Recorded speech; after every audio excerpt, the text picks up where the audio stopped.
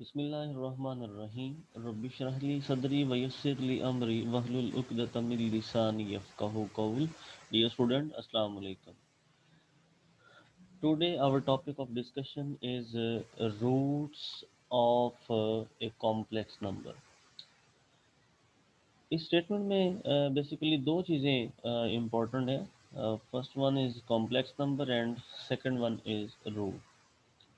Complex number already हम जानते हैं, any number which can be written in the form of a plus iota b,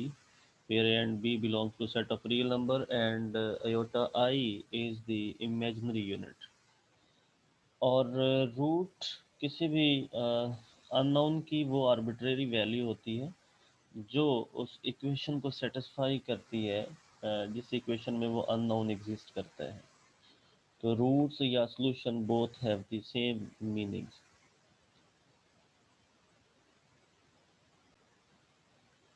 इस lecture में आज हम nth root of a complex number जो है ये फाइंड आउट करने का प्रोसेस जो है, जनरलाइजेशन जो है वो इंशाल्लाह सीखेंगे. हम कंसिडर कर लेते हैं कि हमारे पास दो कॉम्प्लेक्स नंबर हैं जिनको हमने पोलर फॉर्म में लिखा हुआ है. z is equal to r times cos theta plus iota sine theta and w is equal to rho times cos alpha plus iota sine alpha. Equation number 1 और 2 में अगर आप देखें तो इक्वेशन नंबर 1 में स्मॉल r है और small r जो है ये मॉडुलस ऑफ z है और रो जो है इक्वेशन नंबर 2 में ये मॉडुलस ऑफ w को रिप्रेजेंट करती है.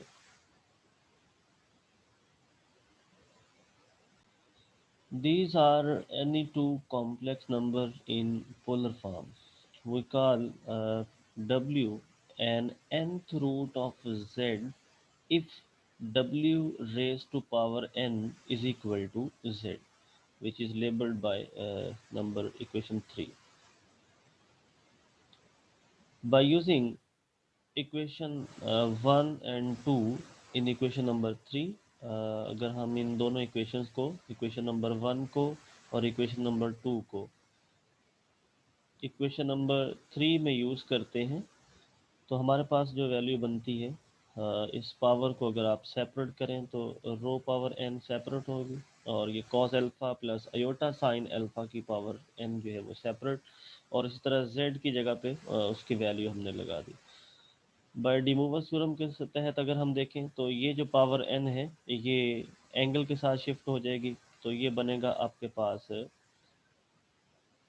cos n alpha plus iota times sign n alpha. अगर आप इस एक्सप्रेशन को कंपेयर करते हैं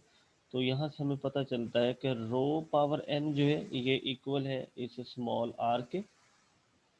और जो रियल कंपोनेंट है cos n अल्फ़ा वो cos थीटा के इक्वल है. इसका नाम इक्वेशन नंबर 4 रख लें. इसी तरह साइन n अल्फ़ा यानी जो इमेजिनरी कंपोनेंट है लेफ्ट साइड पे वो इक्वल है राइट साइड के इमेजिनरी कंपोनेंट साइन थीटा पे. इसका नाम हम इक्वेशन नंबर 5 रख लेते हैं. सिंस cos थीटा जो है ये इक्वल होता है cos थीटा प्लस 2k पाई,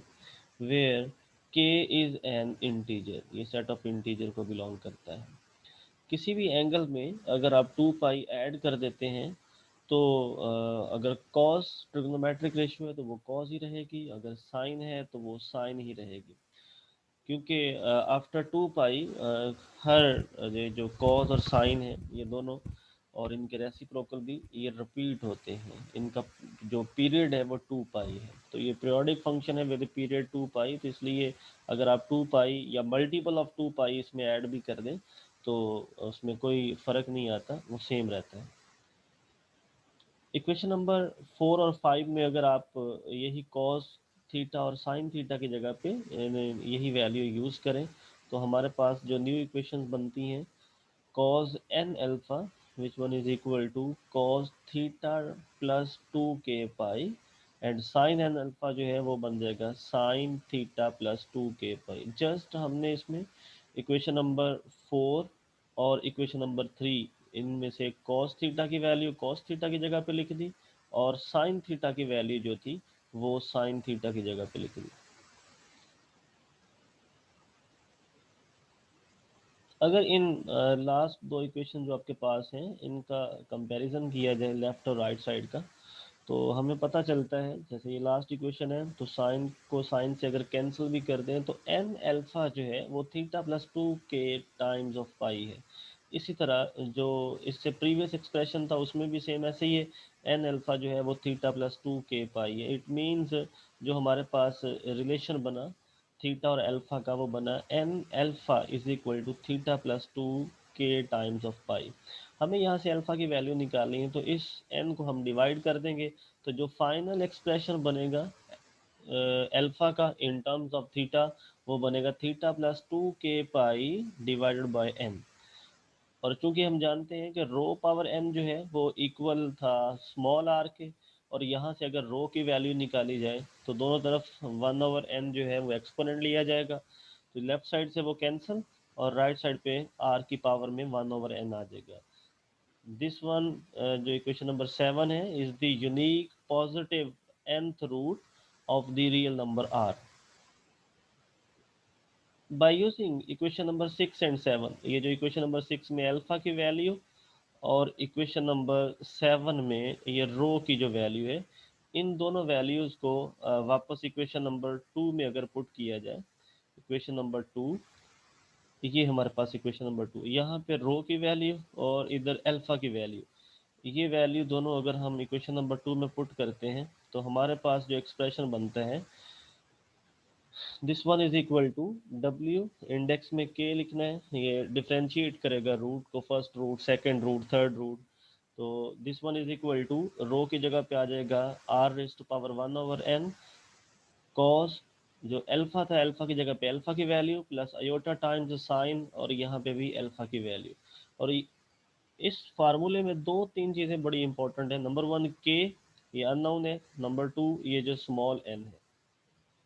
और नंबर थ्री ये जो आर है। फर्स्ट ऑफ ऑल के जो है ये आपके पास ये नंबर ऑफ रूट्स को रिप्रेजेंट करता है, और चूंकि हम nth रूट की बात कर रहे हैं, चूंकि nth रूट की बात हो रही है तो इसका मतलब जो k की टोटल नंबर ऑफ वैल्यूज होंगी वो n तक ही जाएंगी, total number of values n ही होंगी। ओके, अगर हम यहाँ से देखें तो 1 से लेकर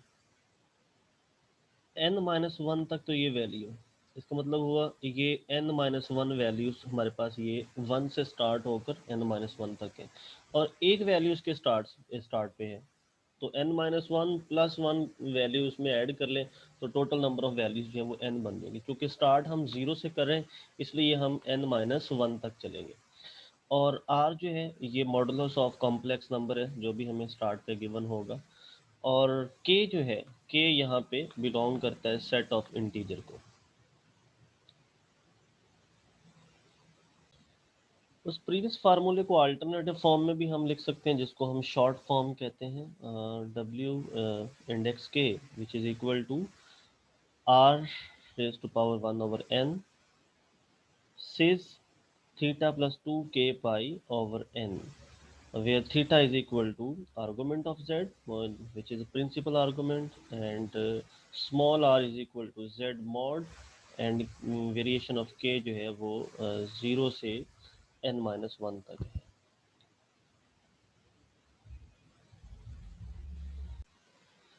जी नेक्स्ट एक एग्जांपल है इसके रिलेटेड कि if n which is equal to p over q is a rational number, show that cos n theta plus iota sin n theta which is equal to cos p over q theta plus iota times sin of p over q theta is the pth power of a qth root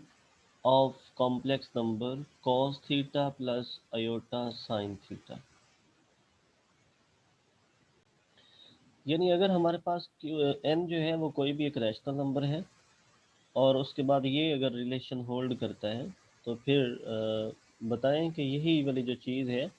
ये pth power of qth root है इस complex number की। हम suppose कर लेते हैं कि n is equal to P over Q है, where p is an integer, वो पॉजिटिव भी हो सकता है, नेगेटिव भी हो सकता है, and q is only positive integer. Now अगर हम ये एक एक्सप्रेशन लिखते हैं cos theta over q plus iota sine theta over q raise to power q, तो बाय डी मूवर थ्योरम अगर इसके ऊपर अप्लाई किया जाए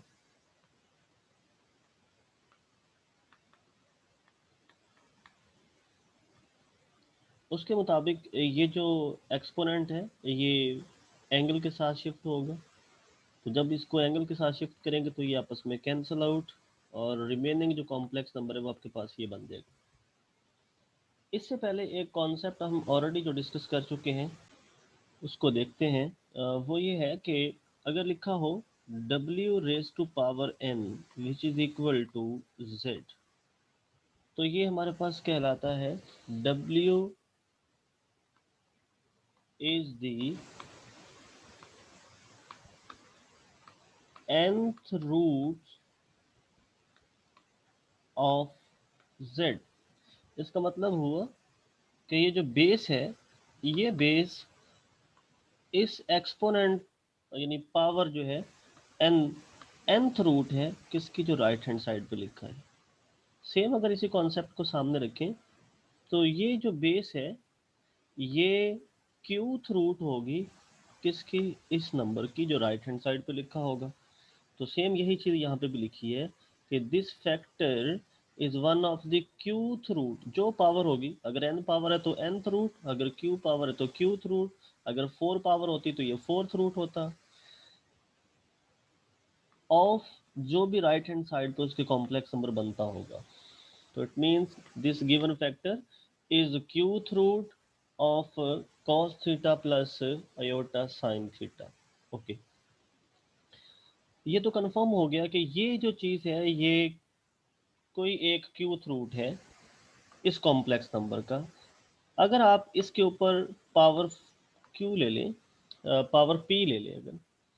अगर इसी नंबर के ऊपर पावर पी अप्लाई कर दें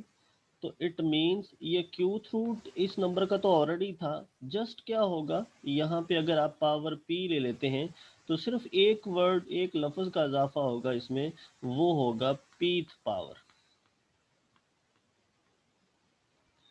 तो ये ऑलरेडी पढ़ चुके हैं कि क्यूथ रूट है cos theta plus iota sine theta का, तो जब पावर पी ले लेंगे तो ये pith power of qth root बन जाएगा।